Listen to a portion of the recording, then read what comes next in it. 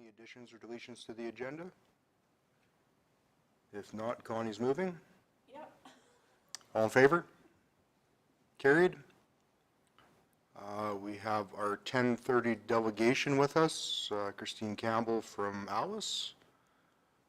Can you see us and can you hear us?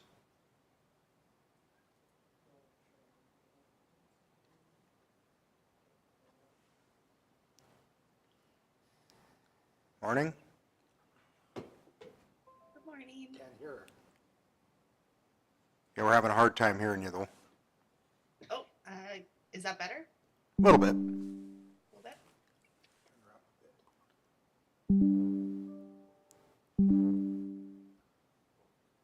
Okay, we'll try it. So thank you for coming to meet with us, and I will just give you the floor and let you start with your presentation. Sure. Thank you very much for having me. My name is Christine Campbell. I'm the Senior Western Hub Manager for Alice Canada. I work with all of our communities around Alberta to deliver the program and provide support to them in whatever way they need, provide resources and that kind of thing. Is that volume okay? Yeah, it's a little quiet, but we can hear you. Okay. I am just going to share my screen and then I will try to speak up a bit. Oh, it says host disabled participant screen sharing. Is there a way you can give me permission? Yeah, we're just working on it. Just a second here.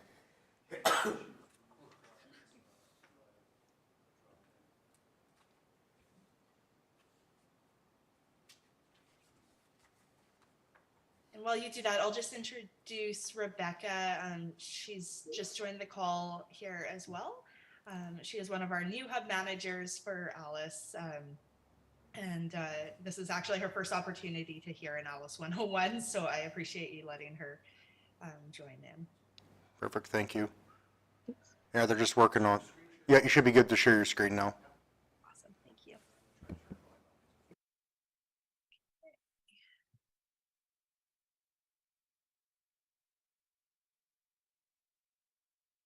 All right, and is that working properly? Yeah, you bet. Awesome.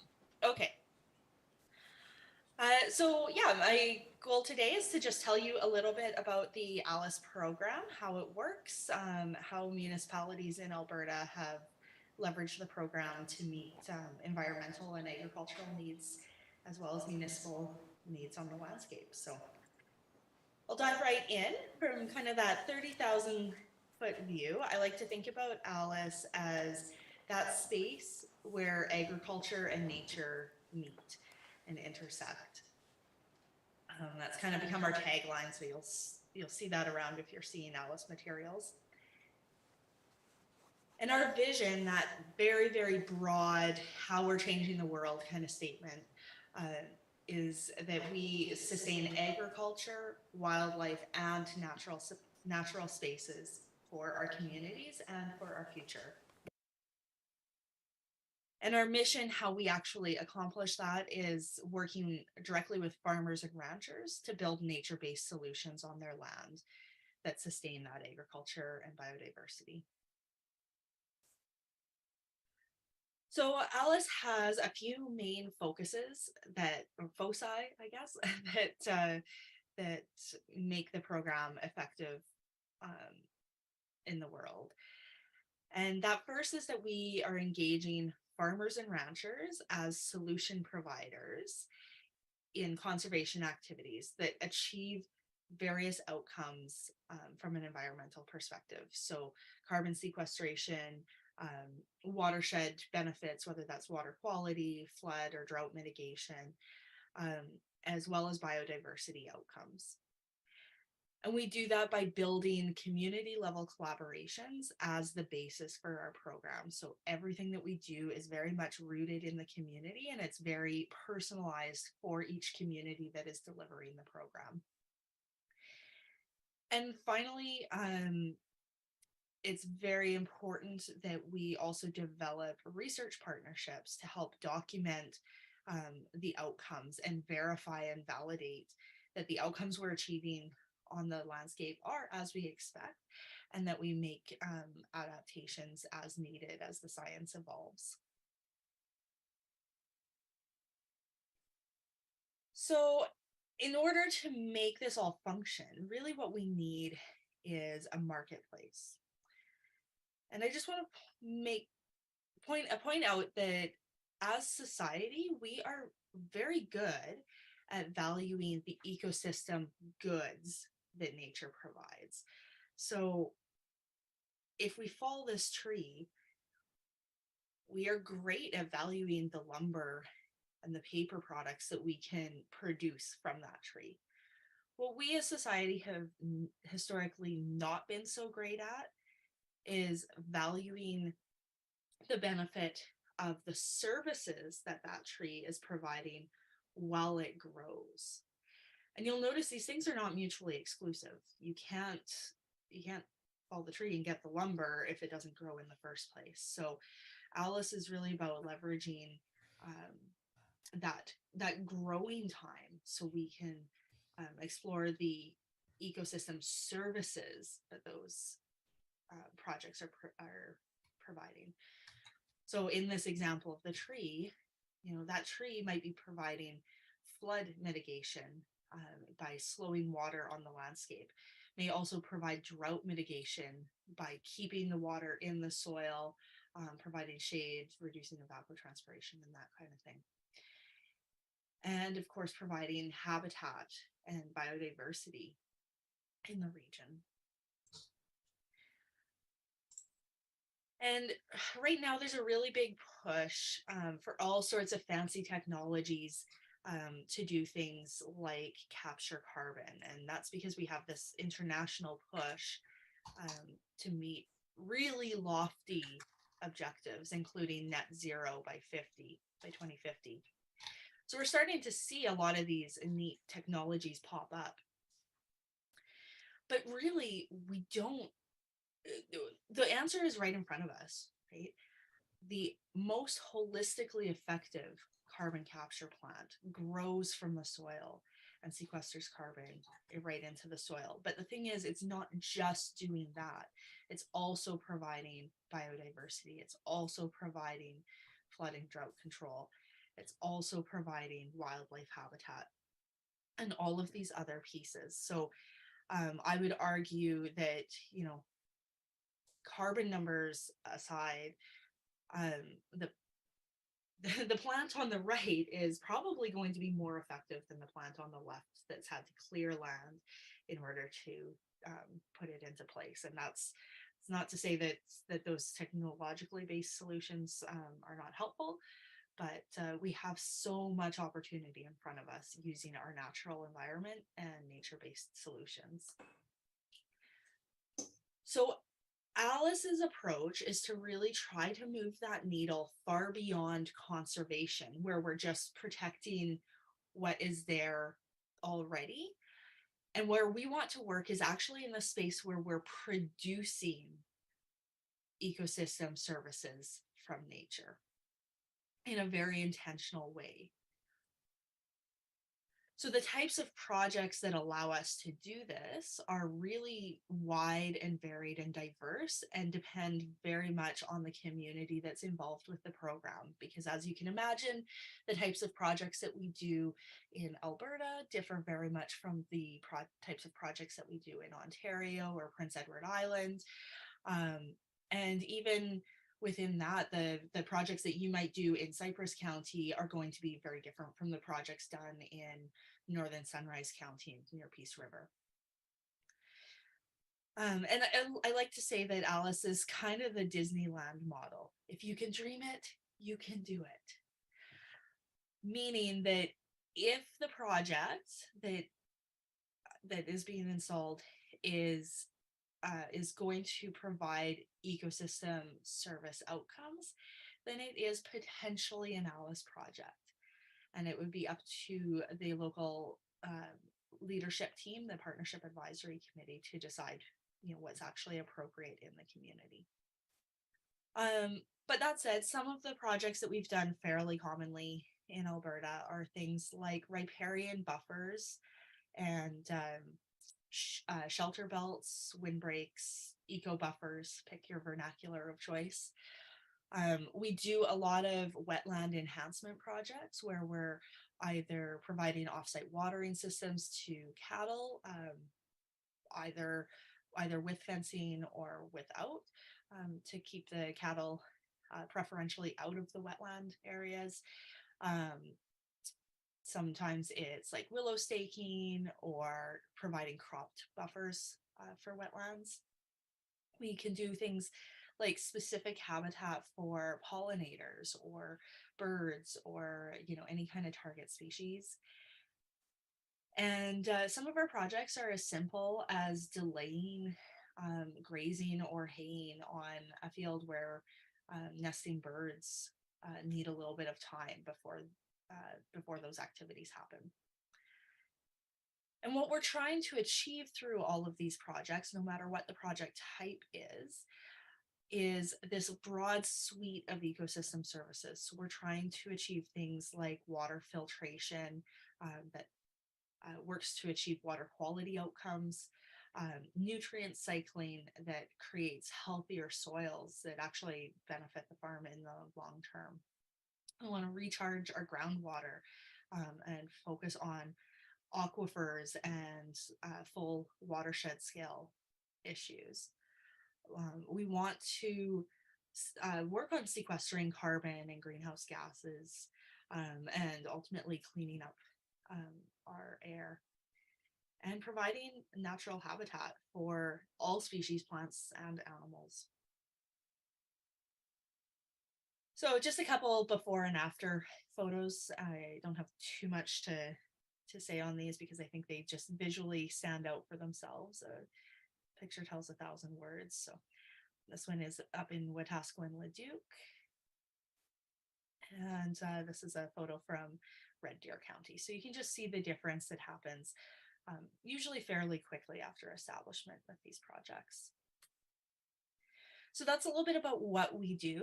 And I'll just kind of fill you in on how we do it. So Alice is guided by these 8 principles, and whenever a new community partners with Alice, these are the principles that they're charged with upholding. So I'll dive in a little bit further to the first 3 on the next slides. So I'll just say we are a community developed program delivered by the farmers and ranchers and driven by the market-based mechanisms that we're creating. To dive a little bit deeper on the other pieces, we are a voluntary program. So this piece is very different for Alice from a number of traditional conservation tools in the conservation toolbox. So we do not go on land title. It's not an easement. We're not buying up land, none of those pieces. The producer maintains full control of his or her land, and what they do is they sign a conservation agreement with us, usually for a 5-year term, and that just goes over how they plan to manage the land in that time for the benefit of ecosystem service production. In that time, if they do need to get out of the agreement for whatever reason, there are exit clauses. It's not a big challenge. Agreements can be transferred if the land gets sold, but they need not be. Basically, how we would approach that is say to the next landowner, hey, the previous landowner was managing the land in this way and participating in the Alice program. Would you like to as well? We're an integrated program, so that means that we actively really seek to work within the various paradigms and programs that exist, including municipal governments, the Agricultural Service Board, provincial programming, federal programming, policy pieces, all of those kinds of things. And we're a targeted program. So primarily we are working on marginal agricultural land. Alice is not about taking good agricultural land out of agricultural production. We very much need food. That is the most important ecosystem good or service that a farmer or rancher can provide. So we want them doing that. But we want them to look at their land on kind of that holistic basis and understand which areas are best suited for agricultural production and what type of agricultural production, and then which areas are better suited to producing ecosystem services. So that might be really environmentally sensitive areas like a riparian area, the kind of banks around wetlands and watercourses. It might be an area that's very difficult for them to access with their traditional agricultural machinery. And so it's just kind of a pain in the butt, and therefore could easily be called into service for the production of ecosystem services.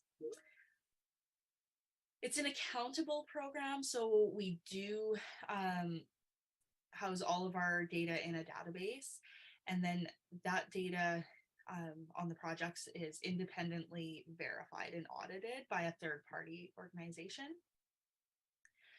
And we're science-based, so we are always looking to develop those research partnerships and bring in technical expertise that can provide us with the best possible outcomes. So as a community-based organization, the PAC, the Partnership Advisory Committee, is the heart and soul of the ALICE program. You can think of the PAC as a local leadership group that makes program decisions on behalf of their local programs. So they are the ones that are adjudicating projects, doing strategic planning, prioritizing environmental priorities for the area, and that kind of thing. It's usually at least 50% producers, but may also include other locally important stakeholders. So in Alberta, a lot of our PACs have municipal leaders, agricultural service board members, NGOs like Ducks Unlimited or Cows and Fish, and technical representatives. And it is a farmer delivered program, so it's very important to understand that this program is not anybody coming in and telling the farmer or rancher what to do on their land. It is the farmer or rancher really taking that hard look at their land, understanding what the best land use is for each individual section, sitting down literally at the kitchen table usually, and figuring out what it is that they want to do. And I think the fact that ALICE works exclusively with farmers and ranchers is a really important nuance of the program. And to me, it just makes so much sense because agricultural producers, have a land base that is of substantial enough size that they can really truly make significant difference on the landscape. But B, and probably most importantly, they have this really unique skill set that most Canadians do not possess, and that is that they can produce things out of nature. That is their expertise, and so why not let the experts do what they're good at? So we really position the farmers and ranchers as solution providers to whatever environmental challenges we're having locally or broader. And they said we're a market-based or a market-driven program as well. At the end of the day, somebody needs to pay for the program, and the financial questions always come up, so don't worry, I'm getting to them, I promise. But really how I like to explain ALICE to people is this slide. I think of ALICE as the farmer's market of ecosystem services. We all understand that farmer's market concept. I'm hungry, I go to the farmer's market, I say, oh, you've got some corn, great, can I get some? I hand the farmer some money. We both go home happy. I am no longer hungry. I've got a good dinner in place, and the farmer, can put his kids in hockey, whatever he needs. What Alice does is provides this marketplace where we can bring together the people that can produce the cleaner water or the biodiversity or the carbon sequestration or whatever the need is. We can bring those people together with the buyers and the beneficiaries who are interested in those outcomes. And we can kind of play matchmaker um, and allow that transaction to happen. So when we do these projects, farmers actually get paid to do these good things. We're not asking them to do it out of the goodness of their heart, which, in large part is very much how society has acted in the past. If we go back to that slide, thinking about that, the tree fallen versus the tree standing kind of thing, society's kind of put it on the farmer or rancher in the past with an expectation that, yeah, they're going to grow trees, yeah, they're going to protect their wetlands, yeah, they're going to do all these things. And society, as a broad concept, are the beneficiaries. Until very recently, a lot of that value wasn't recognized, and it's still very much an evolving space in the market. But that valuation is starting to come. So that is allowing us to pay the farmers to get these projects, these very important environmental projects, accomplished. And we do that through two mechanisms. The first is project establishment. So that's getting the project in the ground in the first place. We usually cost share with the producer, usually 50-50, recognizing that usually what they're doing under Alice is as good for their farm as it is for society. So it makes sense that they contribute some of that through their labor or through buying the materials. But also it leaves them with some skin in the game too, to make sure that they want that project to be successful in the long term. Which leads us to the next part, is that these projects take management and maintenance. I hear it all the time from municipalities that,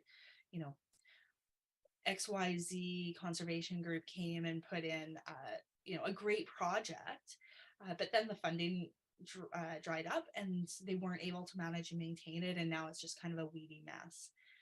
That project maintenance piece is so important that we actually contract the producer as an on-site land manager to do that piece for us. And by doing so, we harness that expertise and that knowledge that they have to produce things out of nature. B, somebody who really cares about that land is looking at it on a regular basis. And C, they're able to do adaptive management, so they can get in there and weed or do whatever needs to happen.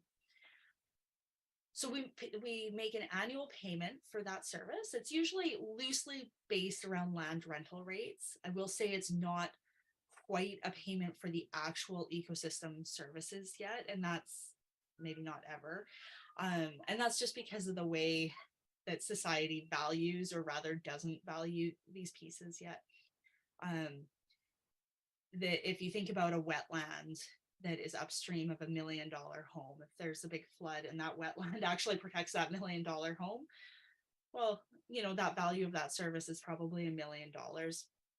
There's nobody really in the marketplace right now who's willing to pay that. But what they are willing to pay for is the recognition of the labor, the time, the energy that it takes to maintain the project. So, the time it takes to go around that wetland with the combine, or the time it takes to check that fence line and that kind of thing. So, so that's what those annual payments are designed for, is that management and maintenance piece. And the Alice community uh, holds those funds in trust for the whole term of the 5-year agreement. And then that 5-year agreement gets renewed once it comes up for expiry. And it's just really important to note that that annual payment does value the management and maintenance of the full suite of ecosystem services. So there's a lot of talk right now about carbon, for example. What can producers potentially get on the carbon market? Still very much a developing conversation. Where Alice looks at is, yeah, okay, that's great that there's that carbon offset piece, but what about the biodiversity and the water quality and the flood and drought mitigation and the nutrients and all of those other pieces? And so we build that in to be a sort of a full ecosystem approach. And just to point out, this is not a new concept at all. As far back as 1934, Aldo Leopold, who is known broadly as the father of conservation, he noted that conservation was ultimately going to boil down to rewarding the private landowner who conserves the public interest, recognizing that so much land is held privately in Canada. And from an Alice perspective, it's not a new concept either. We've been at this for a while now. The first kind of iteration of this was this proposal paper put together in 2004 that they called the Alice, the Farmers Conservation Plan, and kind of refer to this as the Alice Bible now. But it was really forward-thinking farmers that got together and just said, you know what, the conservation tools in our toolbox locally are not really working for us. What would work for us is a program that really respects the farmer or rancher and leaves a lot of the tools in their hands.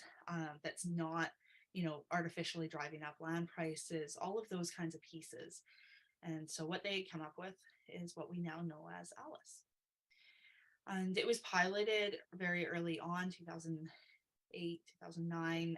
We were running in 3 test communities, and shortly after, in 2010, it came to Alberta thanks to the County of Vermilion River, who really saw the potential of this, and they were willing to really help form the basis of the program. So in those early days, there was this recognition that the best time to do this work was probably 50 years ago. Second best time is today, and waiting might be too late. So a lot of the pioneers of Alice said, you know what, we just got to get this on the ground, or up in the air, however you want to think about it. So so they started flying with it, and they literally built the plane as we flew it. And that means that the communities who adopted Alice really early on truly built the airplane. Like, they built the policies, the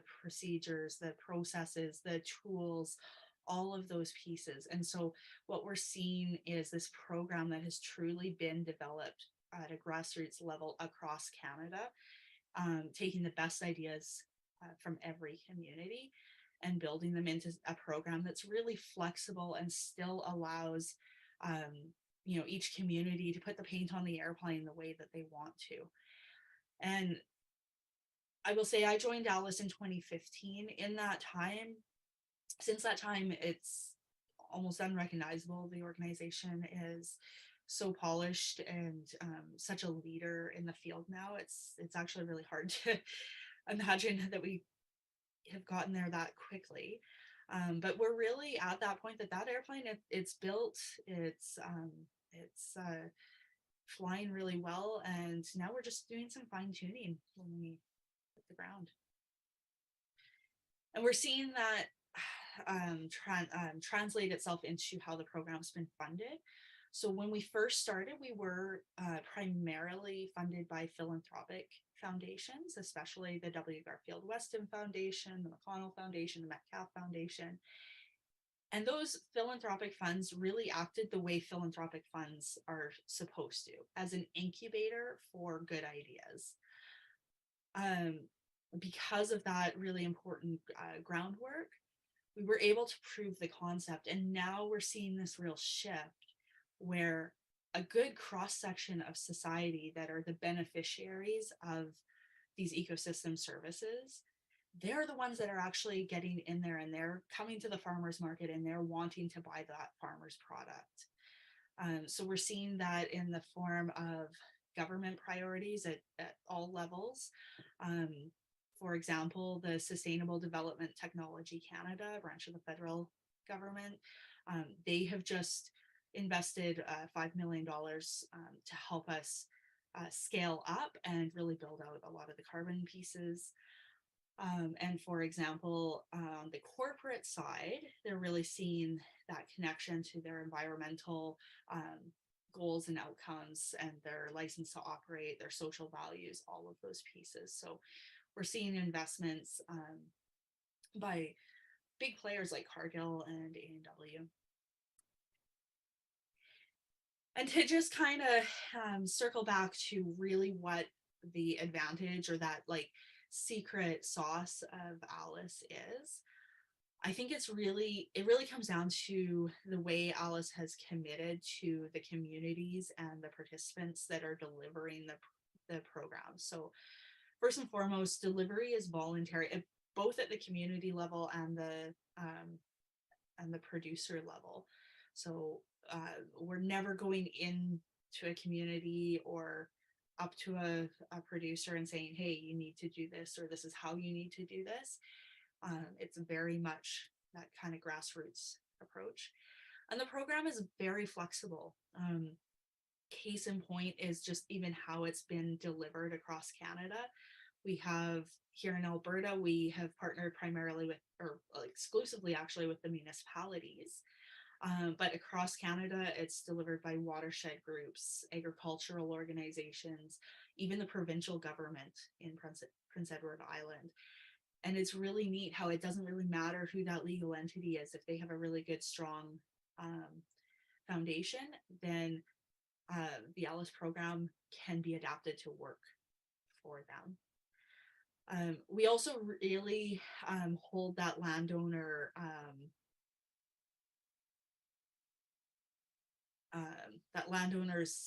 information dear. So we protect their identity, all of their information is private, all of those kinds of things, unless they voluntarily, you know, offer up their farm as a demonstration farm. And we do not go on title. So there's no restrictions in our contracts to, you know, what they can do with their land. We're also honoring that full suite of benefits. So, you know, we're starting to see more and more options where they're really getting focused on carbon. We believe that looking at the full suite of benefits is the better approach, because we can hopefully get a higher valuation at the end of the day.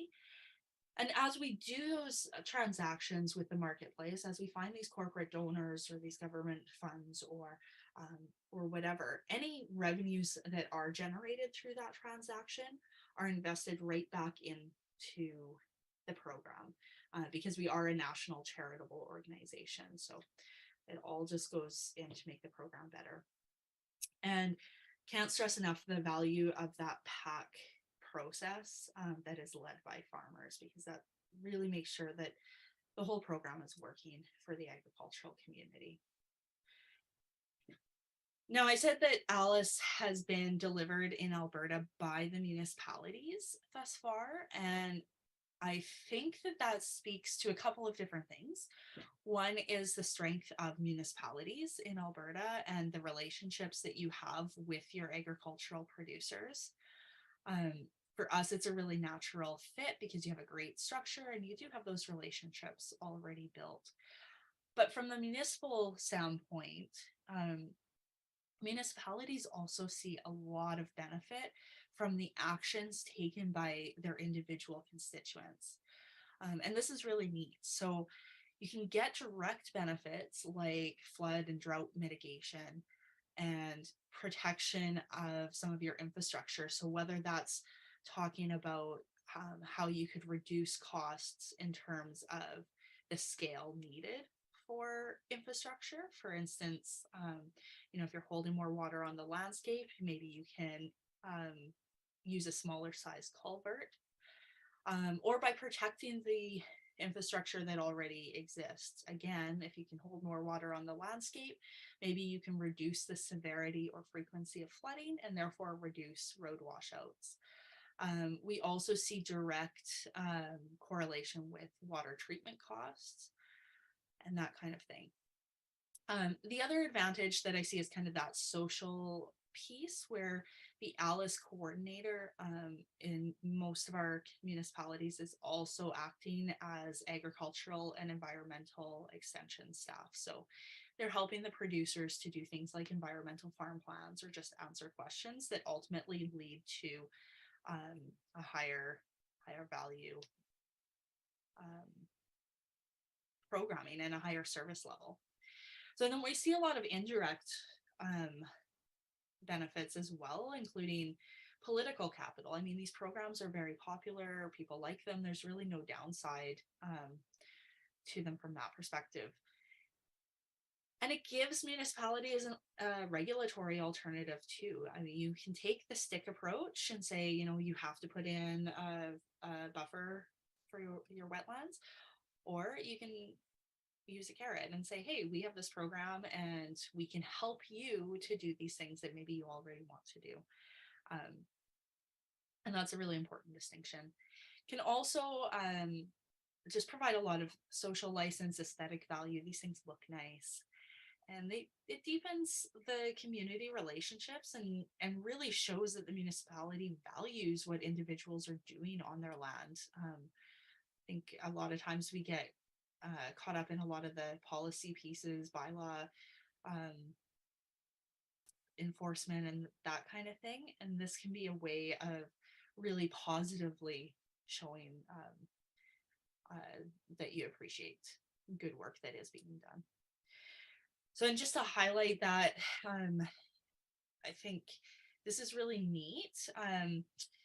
The Federation of Canadian Municipalities recently awarded Parkland County with an award because of work that they had done through their ALICE program. So we were all partners on this project in the Modeste subwatershed. It was Parkland County, ALICE Canada, North Saskatchewan Watershed Alliance, City of Edmonton, and EPCOR, working with the University of Guelph to develop and implement this model called IMWebs, which allows us to look at the impact of various beneficial management practices on the landscape.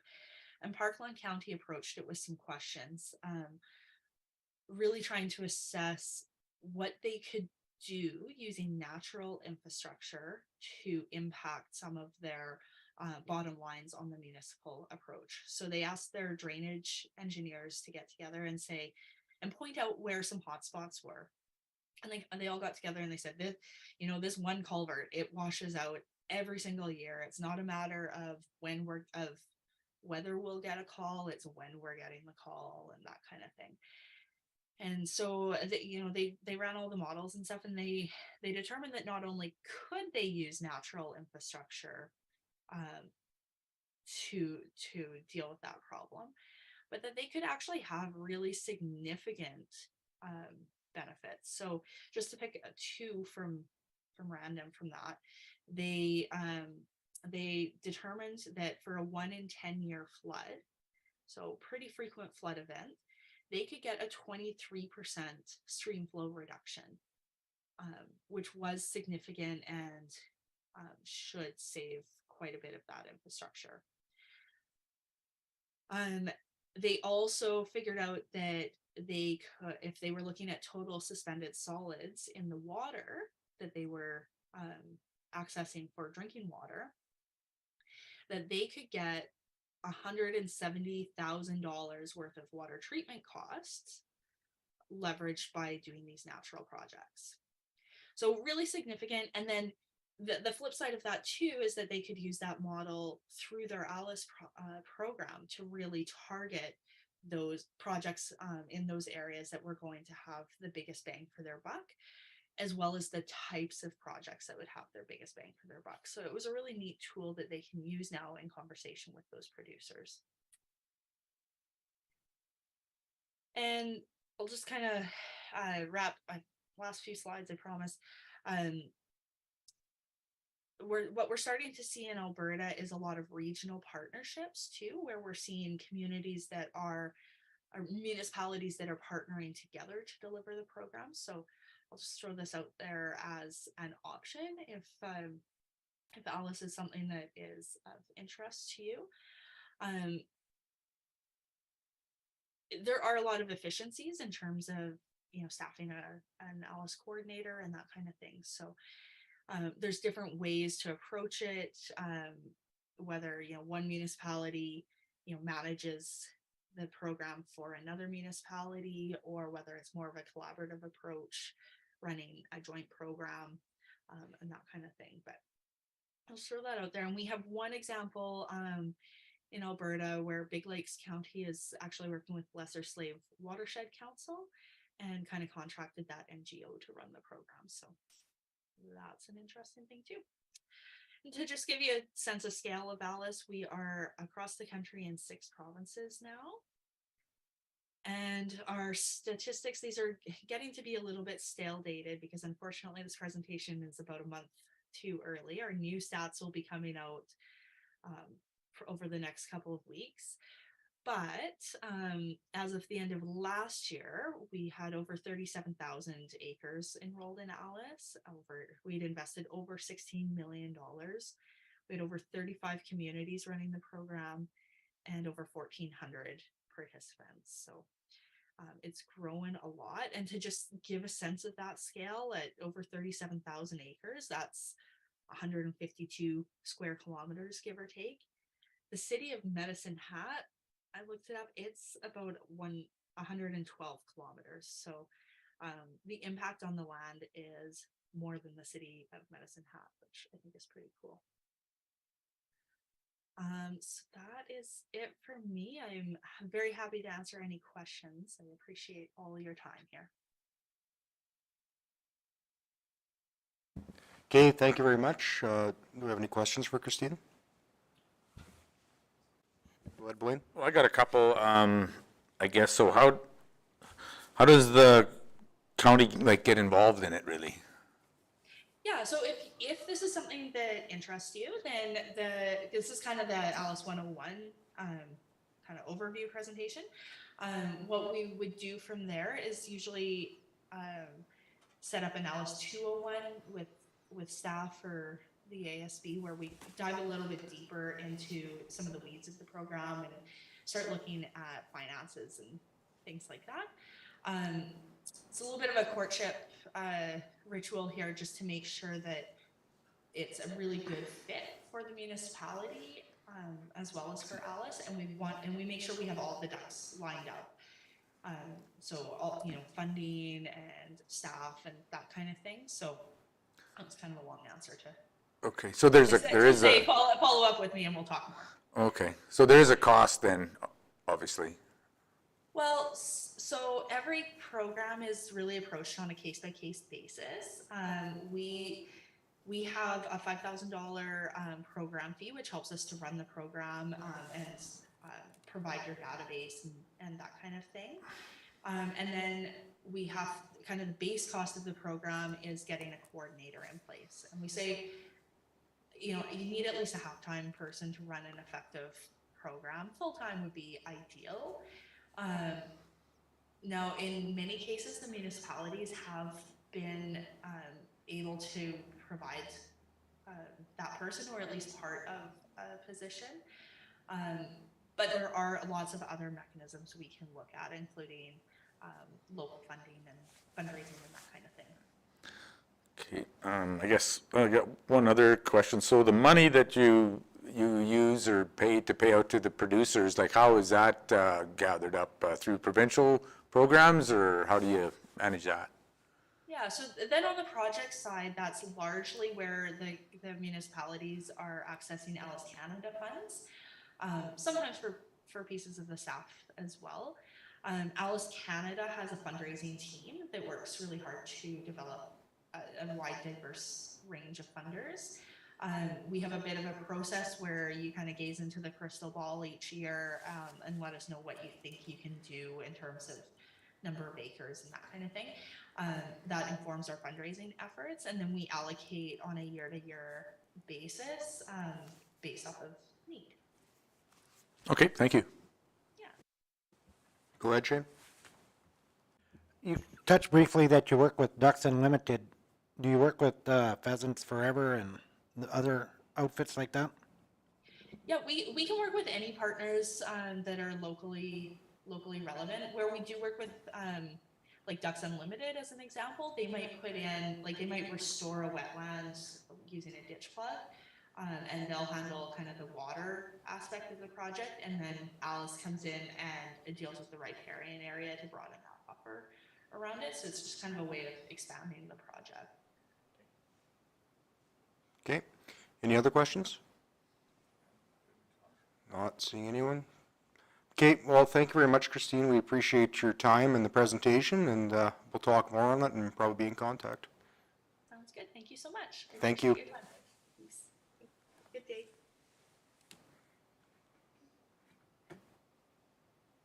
Okay, we'll go to the minutes of January 27th. Any errors or omissions? Seeing none, Josh is moving those.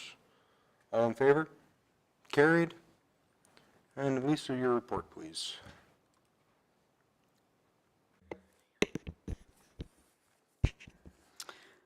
Okay, so for rats, the 2022 fall rat inspections were finished in December, and I had a call from a resident in Cape Breton Island, Nova Scotia, in December, I think it was.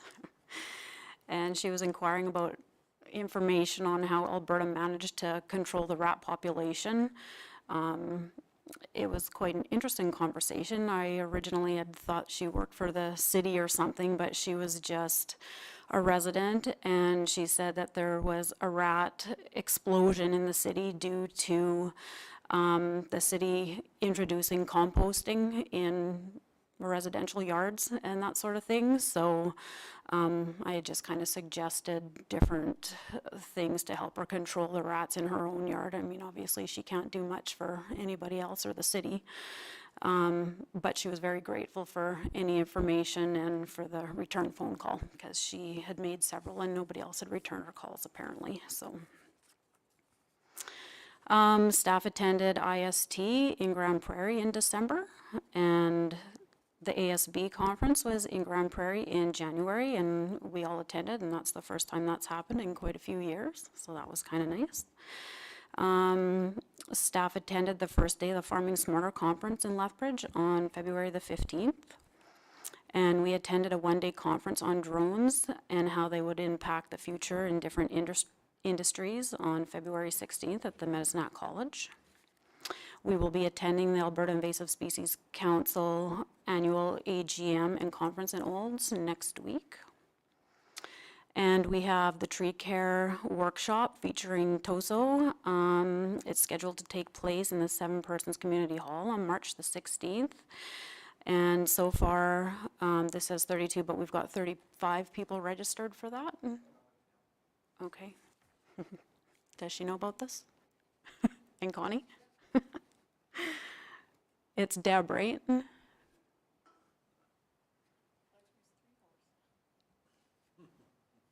Okay, thank you. And so with that, we're gonna like provide a light supper and that too for everybody, because it kind of runs over the supper hour. And for those who may not know, we are partnering with the County of 40 Mile on this too, so we'll be splitting costs with them. So the weed mapper, so Alberta Agriculture has an online mapping system for all the regulated weeds in Alberta. The site is updated every winter by the ag fieldman, and the 2022 results will be published probably shortly, like whenever they have them ready. What is happening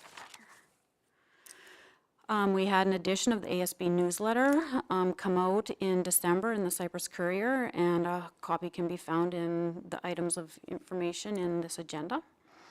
We had one producer start an EFP in February. I haven't heard back if he's finished that or continuing to work on that or not. Insect surveys from 2022. So Shelley Barkley from Alberta Ag emailed the results of the insect surveys completed in Cypress County. And these include results from applied research associations, the AAAF producers, kind of everybody who participates in those. And she's always so grateful for all our help with the program. She was kind of thrown into that a few years ago, so is, you know, just thankful that we're still participating and giving her a hand with that. So we've had a job ad for seasonal staff out in the Medicine Hat and Lethbridge colleges and on social media and in the Cypress Courier. And that'll close on Friday. We'll hire 7 seasonal people, and we know that 2 will be returning from last year. And the full-time staff are in the process of renewing our pesticide applicators' licenses. They're up for renewal every 5 years. The Milk River Watershed Council. So Tim is going to be at the council meeting on March the 7th to do a presentation.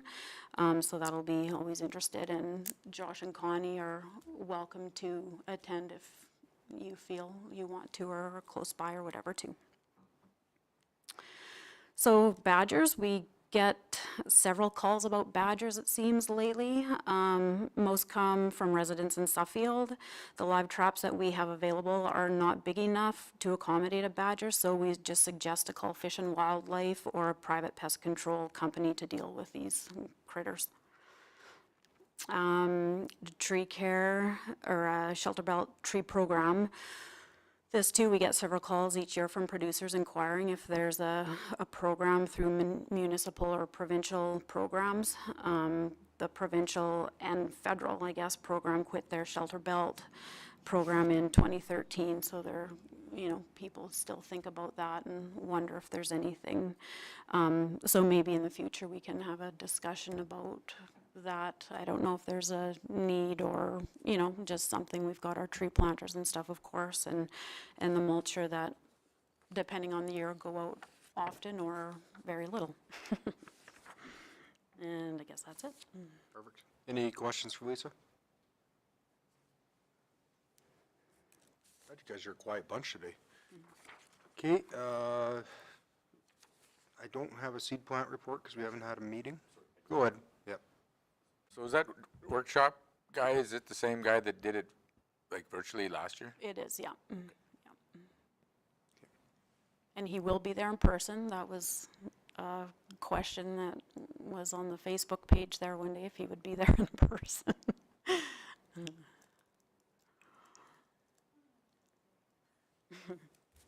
Okay, anything else? Nope, Blaine's gonna move those reports. All in favor?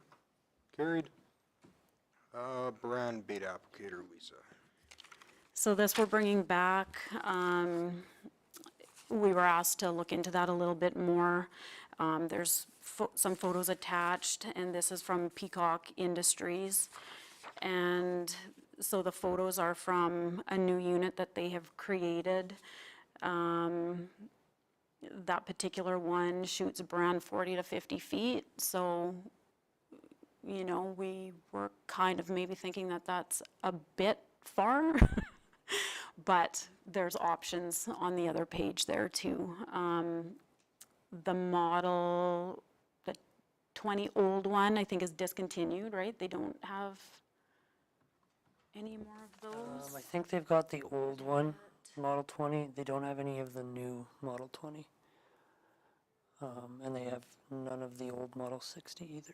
Oh yeah, that's right. It's the old Model 60 that's completely sold out and discontinued. And then there's roughly 10 of the Model 20s, the old one, and they haven't made any of the new Model 20 because there hasn't been enough interest yet, so. Connie?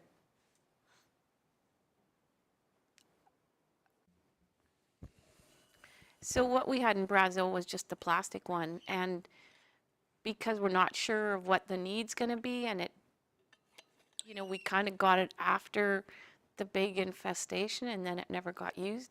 I'm almost thinking we should go with the cheapest version because we're not sure if we're going to need it. But it's a thing nice to have around, right? Go ahead, Blaine. Yeah, I probably have to agree with that because I think most people like that are gonna probably use it are gonna be like acreage owners. that Yeah. aren't- I mean, they're not, Yeah. if anybody's gonna spray fields and stuff, they're gonna be using. Something else. Yeah. I would probably have to agree that a smaller version for acreage owners or people with yards, spray around, or to shoot the brand around in the yard, probably that would be just as effective, I'm thinking. So the price on that old model was $750, and that's the one that's available, you said? Yep, there's 10 available last time that we made contact, so. Go ahead, Shane. Use your mic. But that one only shoots 4 to 6 feet. The one up, 4 to 8, and it does run on an electric motor, so I don't know if that would be an issue for anybody or not, but. Well, I'd rather have it on a Honda. well, I think that one's more or less you take and put it on the back of a side-by-side and plug it into your cigarette lighter and away you go. Go ahead, Blaine. Well, I know, like Shannon just used, I think she used the fertilizer spreader. She bought some of that Eco brand stuff and then used the fertilizer spreader, so it only went, and it did, there's lots of dead grasshoppers all over the yard. It worked pretty good, so. Yeah. And this would shoot it a little farther, so you could do a little more area. Yeah, I'm not sure the direction you guys want to go with this, but really that's not a large investment if it's something we're looking at. Yeah, no.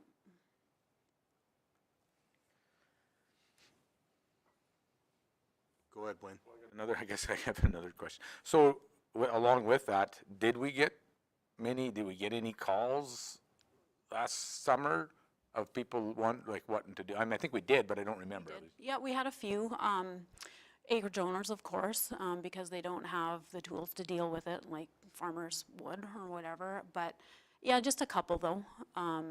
And of course complaints because the grasshoppers are eating their trees and shrubs and all that good stuff, right? So.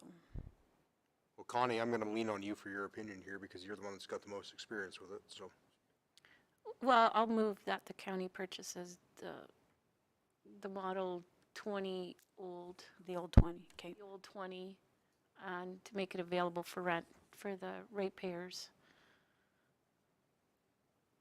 And I checked with Co-op, they do sell the Eco brand. I'm not sure about UFA or, anybody else, so that, we wouldn't have to look into and carry that then either, so. And she was saying there too that if we did end up going with something to let her know, and of course then she could promote that too because people ask there, so. So there could be more use, with it if people are aware, so. Well, I would say once one person uses it and Yeah. finds it useful, I'm sure it'll become very popular. Yeah. And I think a rental of about $50 a day on it, that'll pay it off real quickly, and I don't see it being a very high maintenance item, and regardless, if it's something that's used more, we can look at getting something bigger further on, but Yeah. I think that's a pretty cheap investment to see if it's something that'll be Well, used. it's pretty light. The model we had, which is probably the old one, was pretty light, so anybody can put it on. Yeah, this fella said he can kind of maneuver the thing. It's awkward, right? But he can push it around in the box of a truck or whatever if he needs to, kind of thing, so. Hopefully we have a good year and just don't have grasshoppers, but Yeah. I don't. Well, the forecast says light, so we'll see. Yeah. Goes off, because they were getting pretty Yeah. last year. Yeah. Yeah. They were coming. Okay, so Connie moves to spend $750 to purchase the Model 20 brand applicator. Okay. Any other questions? Do you need to put the rental cost in the motion right away, or? Probably not a bad idea. Yeah, I was gonna say, how, can we just do that? We would have to bring that back to council for, For the fees, rates, and charges bylaw update. Yeah, so if we move it all in one motion, then it'll just have to go to council for their approval in the master rates bylaw. But Okay, so $50 a day, is that, I think Seems that's a reasonable. fairly fair rate, you know, and deposit, I don't know. or even $50, they deposit $50 and then we just, Yeah, I think that probably would make sense. Deposit of $50 and that's your day's rent too. yeah. Because they would get that back then, I guess, right? But- Yeah. Okay.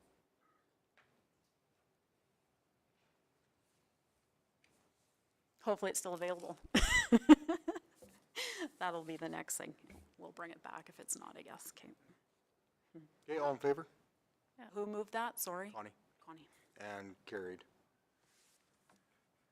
Well, if somebody has an outdoor wedding or just events, they might want to do that around their yard beforehand. Okay, thank you. Okay, farm safety sensor sponsorship.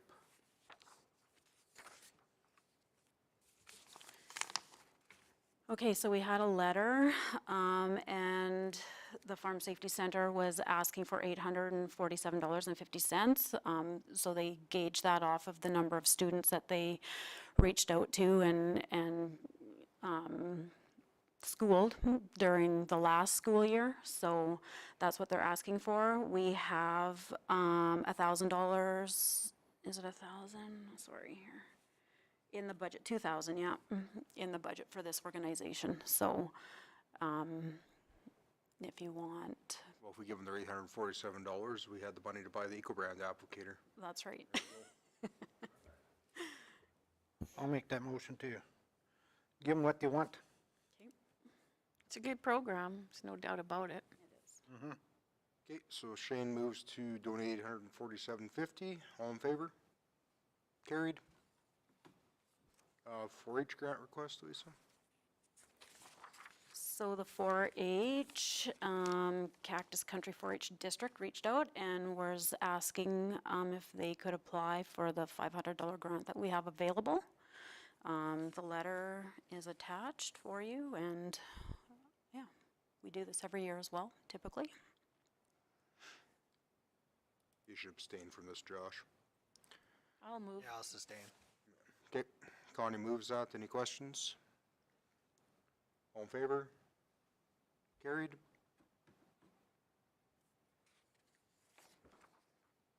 Milk River Watershed Council sponsorship. Everybody wants money today. Yeah, Is that time Yeah. of year? Yep. this one all the time, this first meeting. So yeah, they're having their customer appreciation forum, and as usual, ask for donations or like monetary funds and that sort of thing. And we typically donate the $500 as a platinum level contributor. So that's up for your decision too. Anybody? Okay, Blaine moves to donate $500. And they're such a good, That's right. yeah. And they're so good, like they do so much for that Milk River watershed, like yeah. Okay, Blaine. Oh, man, this next. Okay, any comments on that? Seeing none, all in favor? Carried. Oh, Alberta Farm Fresh. We skip this one. I'll abstain because I'm a member. Thank you.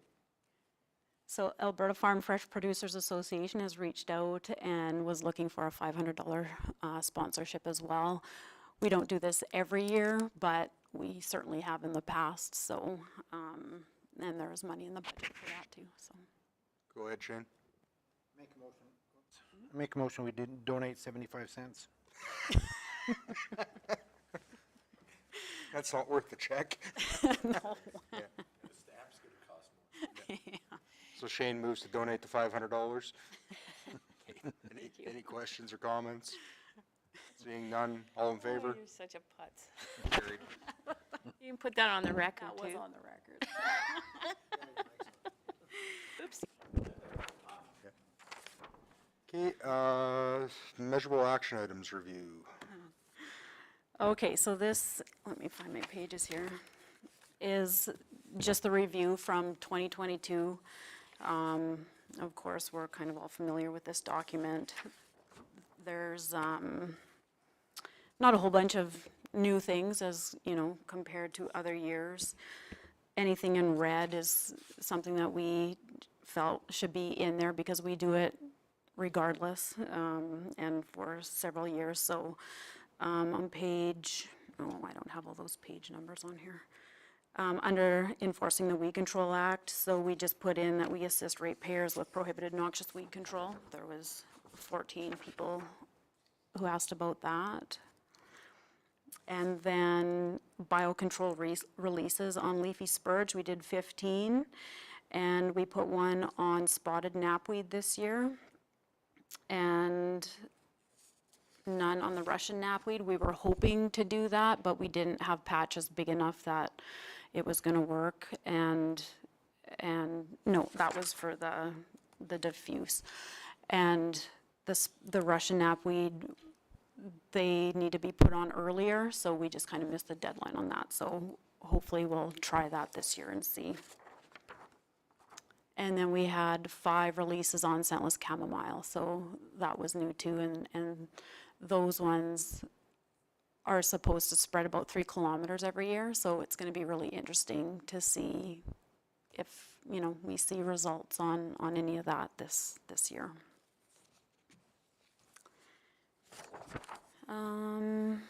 We added the magpie trap too, because we have 2 of those, and those were rented to 3 producers last year. And we added in wild boar awareness promotion. We've got our tailgate wrap, and we just promote some of the Squeal on Pigs campaign and stuff for the Alberta Invasive Species Council and that sort of thing. If there's anything you want to ask about or whatever, just go ahead.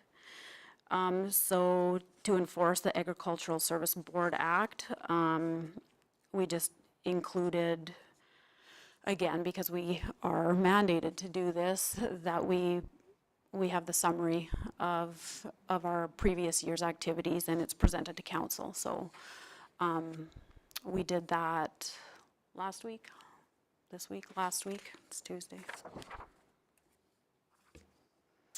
And we added in a line here to provide $1,500 to Ag for Life. We often give money, you know, for things like that. So that was a new one that we put in. Does that make you guys a sponsor now? Um, Or what level was that? I can't remember if that was a sponsorship, you know, like with a membership attached, or I'd have to look again. I can't Okay. remember what it said. Because they sponsor, like they look after the classroom agriculture program. Yeah, yeah. So, I feel like it was yeah. like a membership, yeah. Okay, cool. But I can look and let you know.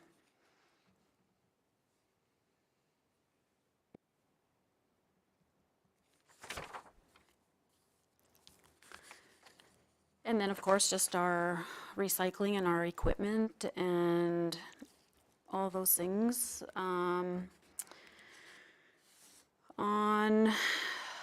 what is this? The goal to provide ratepayers with relevant and modern information.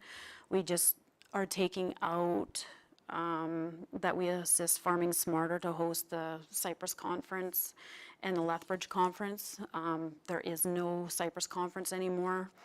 And they haven't asked us for sponsorship for their Lethbridge conference, so we decided just to take that out, and we can use that money for our own workshops or something like that, or anything else that kind of comes up.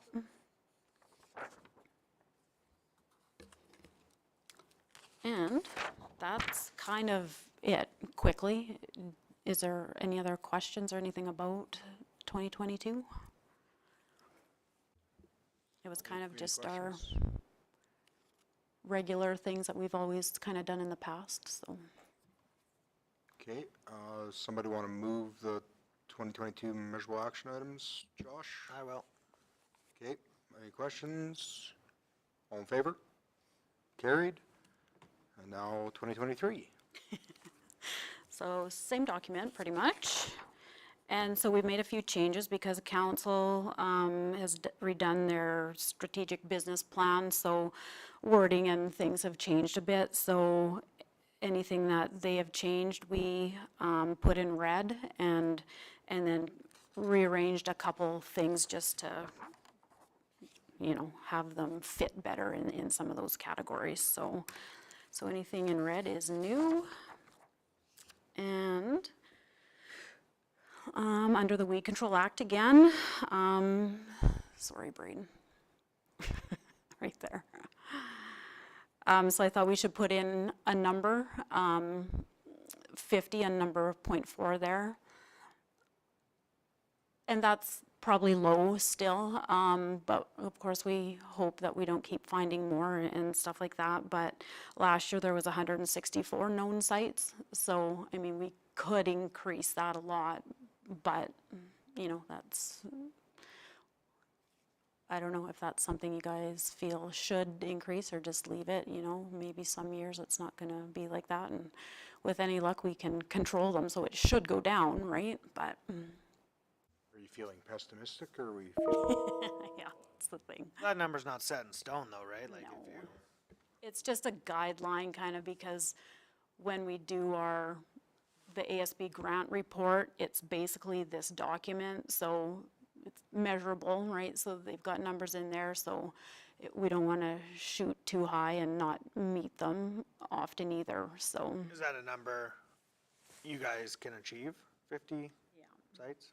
For Or sure, just leave it and increase as you see yeah, fit, as long as we're doing some due diligence, and 50 sites yeah, should be a okay. good start. Okay, and then we just added 0.62, like, to assist ratepayers with appropriate noxious weed control. So we could put a number in there. Last year we did 14, so even if we had, 5 or 10 or something like that, we're probably gonna help all those people going forward, so. Do we have to put a number on it though? No, other than we do for most things, so. Yeah.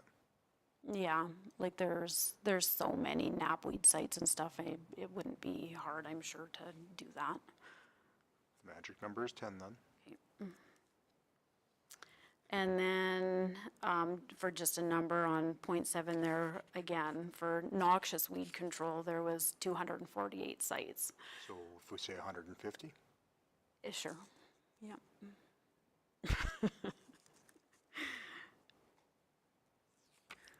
just to pull random numbers. It's gonna be kind of random anyways. If we ever get out of the drought, I think that number will go down, because for whatever reason, weeds seem to flourish in the drought, so. Yeah. And hopefully the drought's looking like it's maybe starting to come to an end. It's the only thing with roots. Yeah. Okay, and so then we added in all those same biocontrol releases again, because we're kind of hoping to kind of stick with that and do some more of those. We get grants for some of those, so, it just makes it easier to make it worthwhile and try. How are we documenting whether the biocontrols are working or not? Like, what are we measuring stuff against to see if it's even see if it's working or if it's worth it or anything? Yeah, so the weed inspectors kind of have their mapping and stuff. And we just haven't been really good at going back, because originally, all the monitoring and stuff was supposed to be included with the purchase of the release. But they have such a short season that they don't have time to get to all these places, and because Cypress County is so far, and then all our sites are sometimes tricky to get to and stuff, I think they do the monitoring closer to their offices and stuff like that. So we just kind of decided that we would make a point of getting a schedule and going back to check some of these places and making new maps and photos and stuff like that, just to see if, those patches are changing in any way.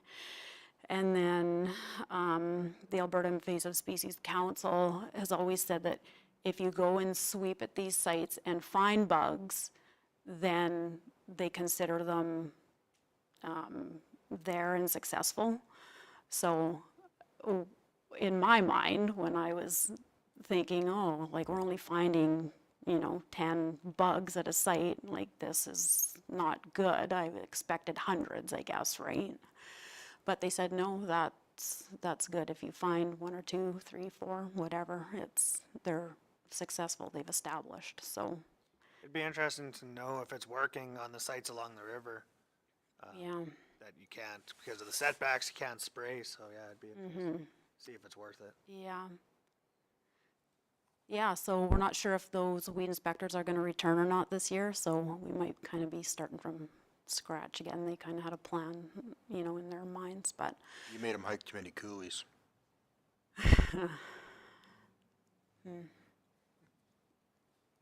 We'll blame Braden.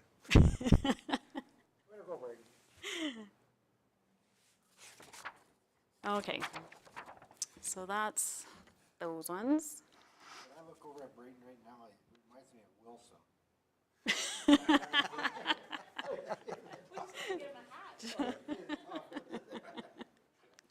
Would you mind just saying howdy ho neighbor for us?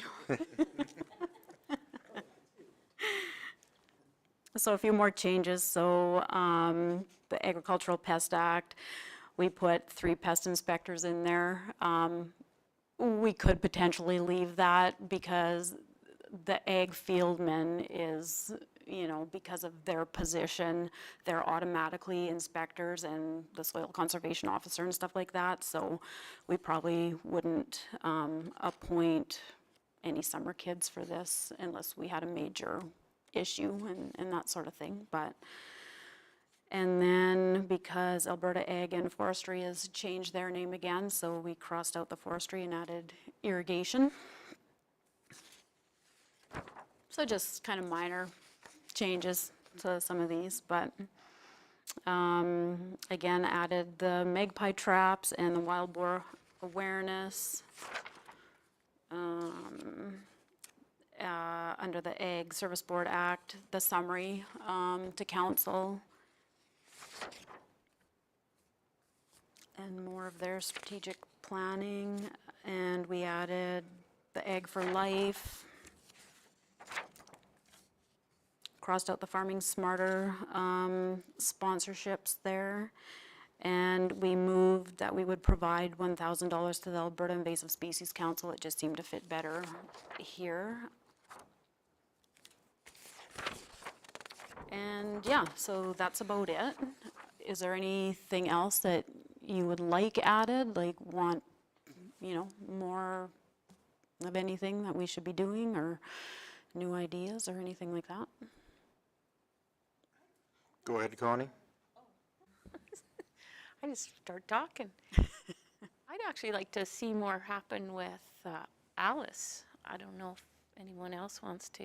We'll talk about that next. Yeah. Yeah. And then, Can't really put it in there till we come up with something, so. yeah. And For next year, yeah. And I mean, Ag for Life, when I went to the classroom agriculture meeting, they did a presentation, and I think it'd be, because we're giving them money, they should actually, do a presentation for us, maybe. Yeah. Probably through Zoom, because they're in Okotoks. Right. But their program's incredible, like their website and everything they do. So Yeah.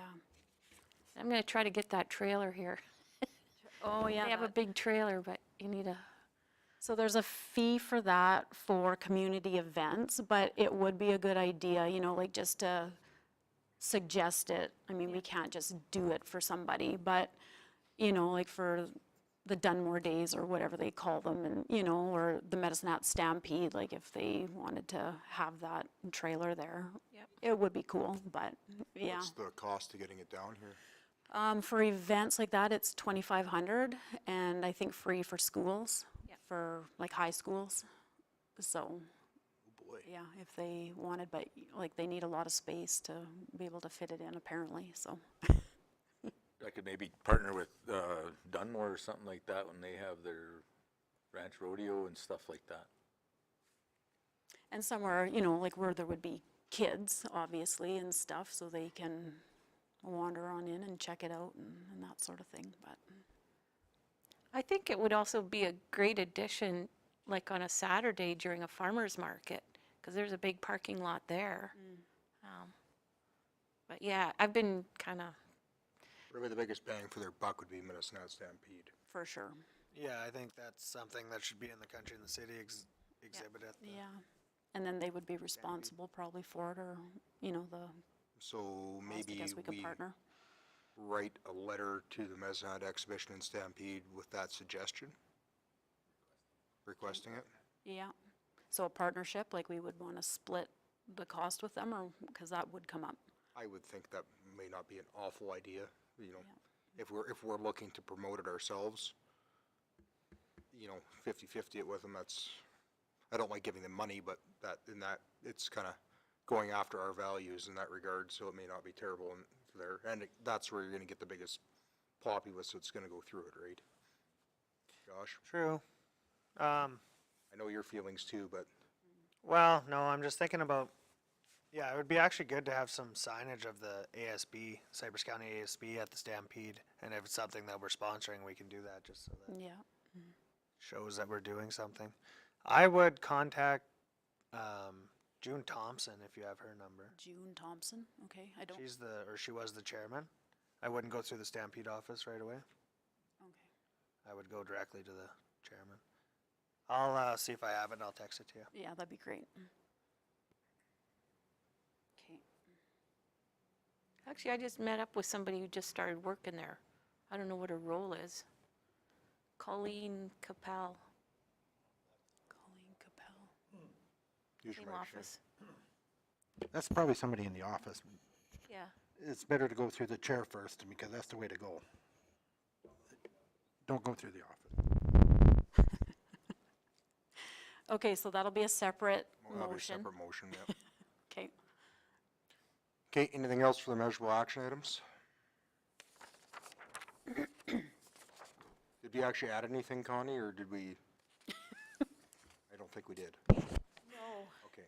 But at one point, we had put down the number of classroom agriculture classes that were done as kind of a measurable. Oh, okay. Not that, now that we're linked with Ag for Life, it might be Yeah. cool. Okay, I'm starting presentations this week. Oh, this week, yeah. Yeah. I'm just gonna find that page. Webster here. Niblock first. So I lost a whole pile of volunteers. Oh, So if anybody wants to drive down to Foremost, because my girl there just quit on me last night. I don't know where. So, oh, this Jenny Seward was just, I could give her like 5 packages to do. meetings. Public meeting, remember, Yeah, oh. So, just saying. yeah. I have a question about we were gonna sponsor, one ratepayer to go to the Soils Conference. Yeah. And that's every couple of years. So maybe we could sponsor one to go to Farming Smarter one year and then the next year go to it shows a little bit of support for Farming Smarter and see if we get interest on that before we send somebody to Edmonton for the Soils Conference, but at least it would check off that actionable item. Yeah, we can add that for sure. And that soil conference, we just didn't see it soon enough, so we were just gonna miss the early bird and stuff, so I thought, well, I I kinda won't dropped the even ball try. on that too, but if we could send somebody to Lethbridge for the Farming Smarter, it's Yeah. less money for the entry or the registration. And Yeah, and I feel like we used to do that too. A number of years ago, I guess, but. Okay, or up to if Oyen has something at the Cara, Kara, yeah, something like that, if we can keep that in mind. okay,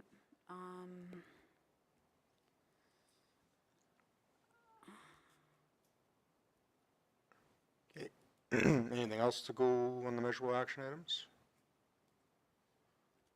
Okay, so Shane's gonna move that as amended. Okay, all in favor? Carried. That's not on the agenda, but now we're going to talk about Alice. Okay. Who wants to take it, Connie or Blaine?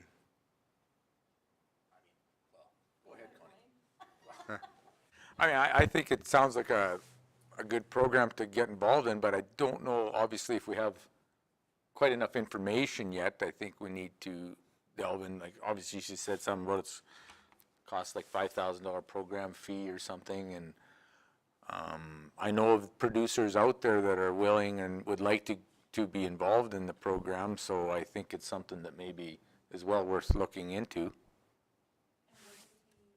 Like willing to step up and be on the committee, like that's gonna be a commitment that people are gonna have to make and be aware of, right? I know for sure that the one person would Okay, definitely, be part of it, yeah. so that would help. Go ahead, Shane. Also, I think that we should get Public Works to have a look at it when we're redoing some of these culverts and bridge files, and that if anything fits in, it's, you can follow up with Ag Service and just see if, because it's a good plan, if we can create more wet area, wetlands or whatever when we're redoing some of this repairs, something to look at. You have any comment on that, Kim?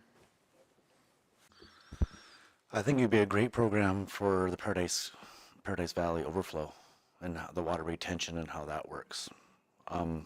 We used something very similar to that when I was in Manitoba for the water treatment plant just north of Winnipeg, and it went through a grassy marshland, and they actually said that the water that came out of the treatment plant was cleaner than any other treatment plant in Manitoba because it used that biodiversity and used that marsh. But when we're talking about phase 4 of the horsefly project, this might, it has more of a farmer benefit than what they're traditionally looking at of just damming up water.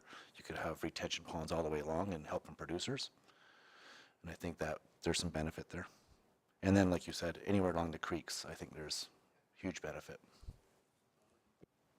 Yeah. So I think the motion should probably be that staff set up a meeting with Alice to look into this program further. They're 201 or yeah, whatever they call it. And Blaine will sit in with them on that. Actually, yeah, I mean, and I'll approach, would it make sense to approach somebody from out in the country to sit in it too, or is it too early for that? You know what, I don't think it would hurt. Just get some perspective on it and see if it's something worth pursuing. Because I honestly have a bitter taste on organizations like this, so I'm not gonna put myself in that position, but if you're interested and someone that would be interested in sitting on the committee with it, let's bring them in and let's go from there and see if it's something that we can make something out of, let's go for it. Sure, I'll get in contact with that lady and see if she's willing to sit in with us. Okay, go ahead, Josh. One of my questions is the administration of the program and how they talked about having a full-time staff member. We're gonna have to take all that into account too. Do you guys have time to administer it, or do we have to hire somebody for it? And then what happens if, the program's not successful? So those are some questions. If we have to administrate it as a county, how does that look, and what's the cost associated with that? Well, I think that's something where we gotta get that more information just to see Yeah, for sure, what's all entailed in it. Braden needs a few more things to do anyways, so. Yeah, that's right. Yeah, Mr. Wilson over there, so. Okay, anything else on that? So Blaine moves to look more forward into Alice. With staff, yeah. Yeah. Okay, all in favor of that? Carried. Now we should talk about the Ag for Life with Stampede. We should make a motion in that regard. Connie? Yes. Use your mic, please. Sorry. I make the motion that we try to partner with the Medicine Hat Stampede in getting the Egg for Life trailer here during Stampede time. Is that right? They'll make it worded better than Yep, that, so we'll that'll figure it work. Sure, thank you. Okay, any comments or questions on that? Then I guess we'll reach out to June and see, well, I saw that you did. yeah, we'll Okay, perfect, thank we'll you. make another motion to what we're gonna do after we get some information, so. Okay, all in favor? Carried. In the items for information, is there anything worth bringing up, Lisa? Just our copy of the ASB newsletter. So this map is the spray data from the trucks from 2022. So the pink is the Canada Thistle program. So that is, like, we split the county into a third. So that was all done in 2022. And then the field bindweed is becoming a bigger issue every year, it seems like. So there's quite a few roads with that as well. The next one is from the weed inspections. So they're kind of all over the place as well, doing stuff. The insect survey results are there for your information. A couple letters here too. And then the insect survey maps, forecasts and that sort of thing, so. All for your reading pleasure. I feel like the grasshopper survey is a little light. I did too, actually, yeah. I think it's gonna be a lot worse than that if conditions don't change. Yeah, because I know it was like bad up your way and, yeah, so I don't know about that one. It'll be interesting to see how the spring turns out. Yeah. Oh. The letter you showed me before the meeting, Oh, we should talk about that. the lab-grown meat, I had sent it to Blaine just because he'd sent a few things and we just kind of put it into this letter. I can send it around if you want, or, Do we ever make a motion to that regard? I can't remember. yeah, you wanted a motion to send a letter Okay, to Alberta so- beef producers, And and, we'll just review it, and if it's good, we'll send it. So. yeah, I can email it out afterwards or whatever and see if you want some more information put in it or if it's good to go, so. Okay, And then I guess too, sorry, you had also asked for another letter about the butcher shortage to the colleges. So I actually just talked to the meat cutter program director guy at Olds College this morning. And he said there's really no value in doing that. There's just no money in it for the middle person, like being the butcher in this case, like when a producer's trying to direct market his meat. So there's so many slaughterhouses and stuff up his way, and they're all conveniently just being burnt down. Like they're burning to the ground because nobody can afford to buy them. Nobody can get into it. There's one left and they've got it priced on $3 million. And I mean, he's never gonna sell that. And yeah, he just said Olds College has increased their seats from 18 to 25, and they have yet to get 25.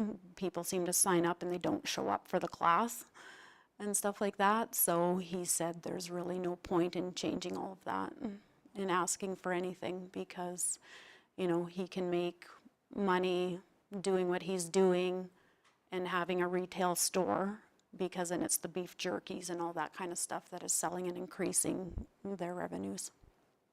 So I thought it was kind of interesting. So I feel like we're just gonna take his advice and not go ahead with that letter. any comments on that, Blaine?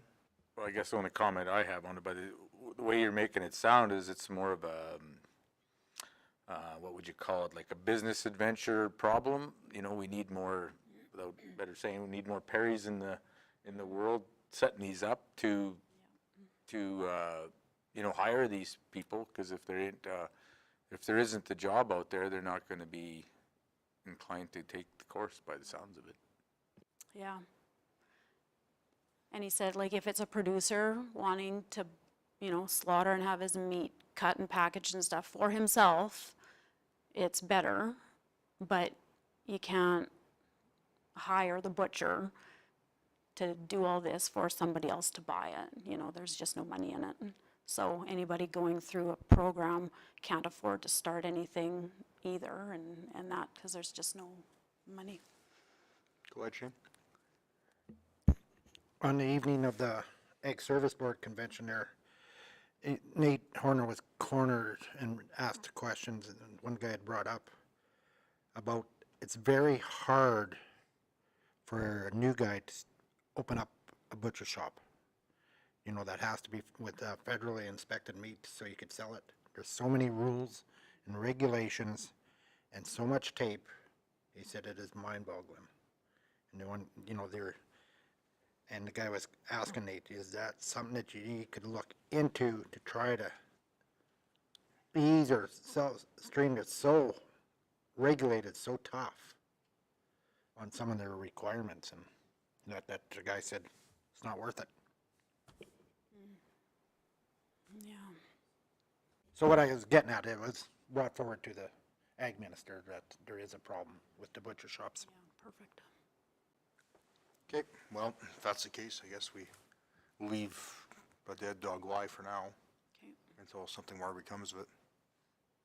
He said, just on a side note, that he had Perry and I think 2 guys from 7 persons, and I feel like there was 2 more that went through his program. I'm like, well, yeah, that makes sense. And so, okay, well, I think that's all I have. Go ahead, Connie.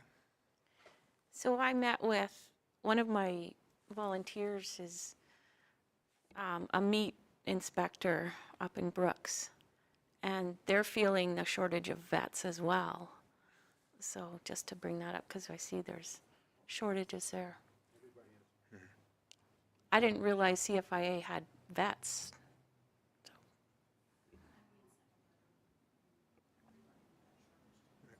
Go ahead, Shane. Okay, on another comment, it's very interesting if you read that Harvest Sky overview that they're planning for Hannah. That is quite a neat project that, if you guys read it, I read that it's, you know, what they want to build there. And it's a good, I like it because, I mean, it's got everything, you know, for cattle and research and everything.